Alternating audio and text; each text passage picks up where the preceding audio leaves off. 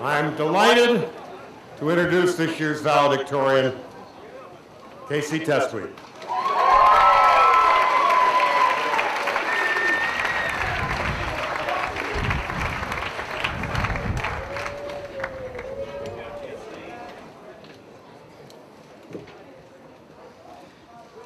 Ladies and gentlemen, Chairman Eileen Walker, Mr. Frenchmacher, faculty, family, friends, and fellow graduates, welcome to Commencement 2011. I'd like to, and perhaps you as an audience should thank Mr. Rosario and the Model UN program he runs for hopefully giving me the tools necessary to stand up here, hopefully, and speak to all of you without mumbling too much. I remember on my first practice, I stood up on the stage, and I could barely speak. After some pained reflection and intense focus, I proceeded and lived to speak another day. We have all been presented with opportunities and challenges while here, and we are near the completion of these challenges.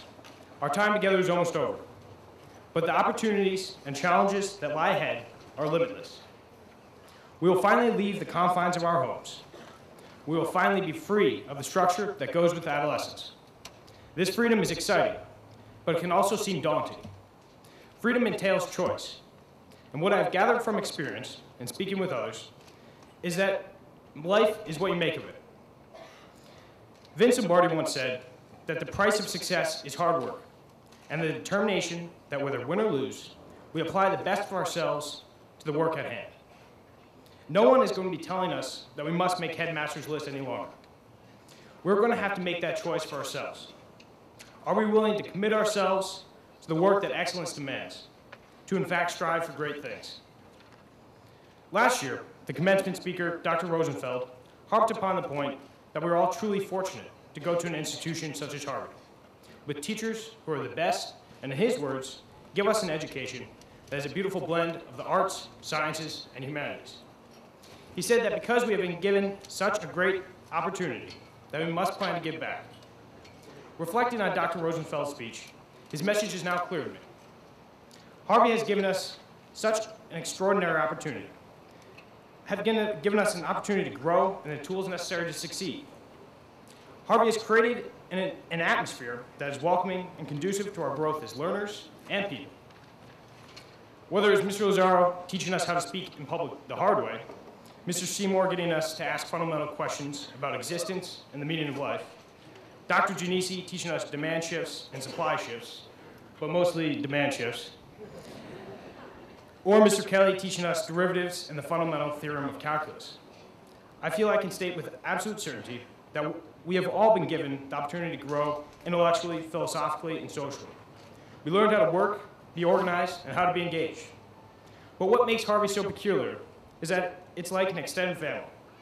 I've often stopped by and eaten dinner with Mr. and Mrs. Kelly, done yard work with Mr. Rosario, and probably spent more hours out of the day at Harvey than I do with my own family. I lived in a room with Joe Frioli and other members of the rugby team for over 11 days at a time. And if time was not a factor right now, I could tell some stories, but I digress. This, in my opinion, is what makes Harvey so great. Harvey is a community that cares and goes to the greatest lengths to create an atmosphere to help each student succeed. Thank you, Mr. Frenchmacher, for creating and upholding this environment in which this community thrives.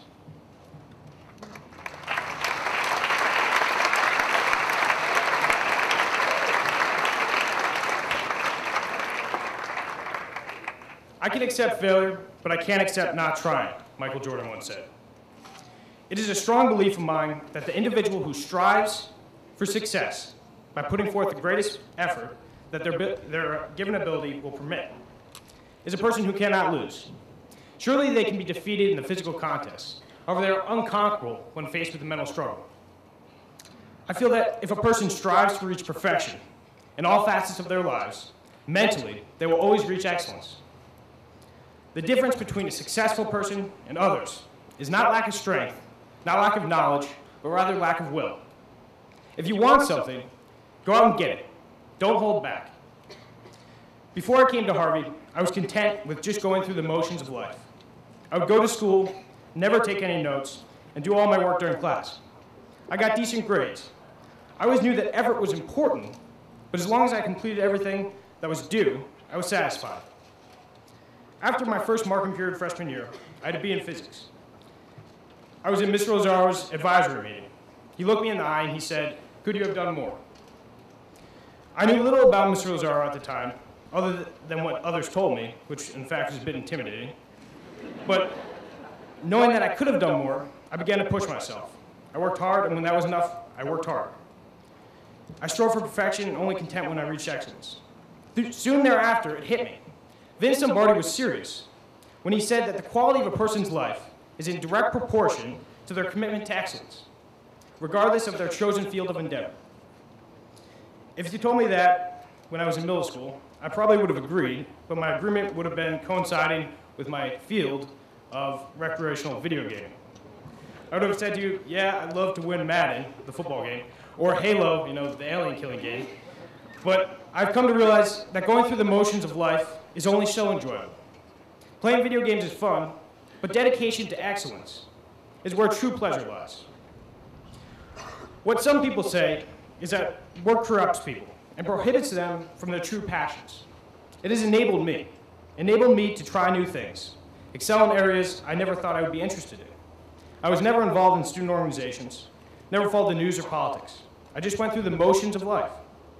The teachers here pushed me, and I'm truly thankful for that.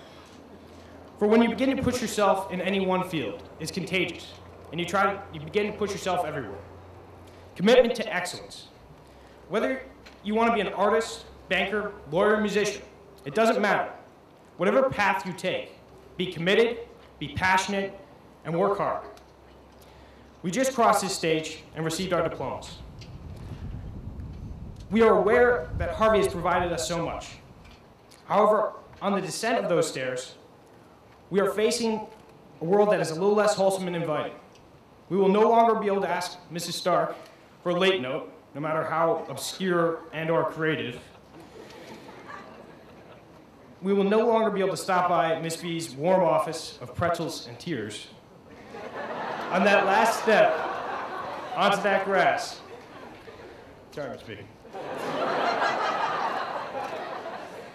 We will be facing a world that demands responsibility and accountability, that doesn't nurture self-pity, but takes advantage of it.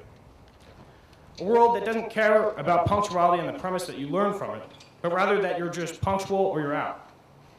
Harvey has provided us such a great environment, but now is our time to take the responsibility for our actions and acknowledge that the world we're about to enter is perhaps a little more demanding and a little less caring.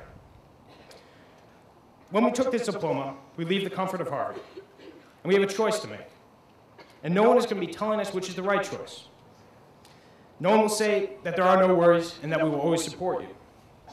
When we accept this diploma, the choice which before us is this: am I going to be a force for good, or am I just going to let someone else take that responsibility upon him or herself? Yes, the walk down those stairs and the walk out of this tent can be symbolically daunting. The world that lies ahead is a mystery to all of us.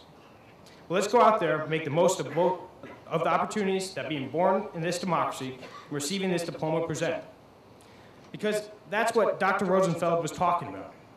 Use the opportunities to be a force for good. Use these teachers who have given us the tools and this school, which has given us the comfort to grow, to be a force for good. Before I stop talking, I must thank my parents and family for always supporting and believing in me. My sisters for always being good friends and always find a way to make fun of me. And my mother for her dedication throughout her life to my family. Please, let's put our hands together for all of our parents and families.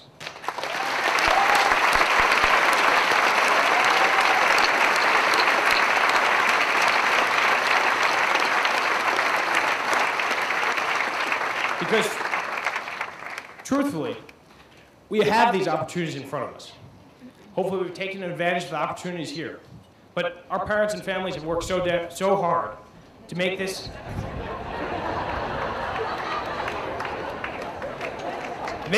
a reality for all of us.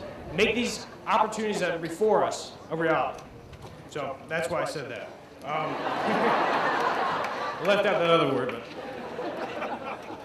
I want to leave you all with a phrase that has defined my upbringing. I try to hold it true to all aspects of my life, thanks to my father. There are no excuses, only choices.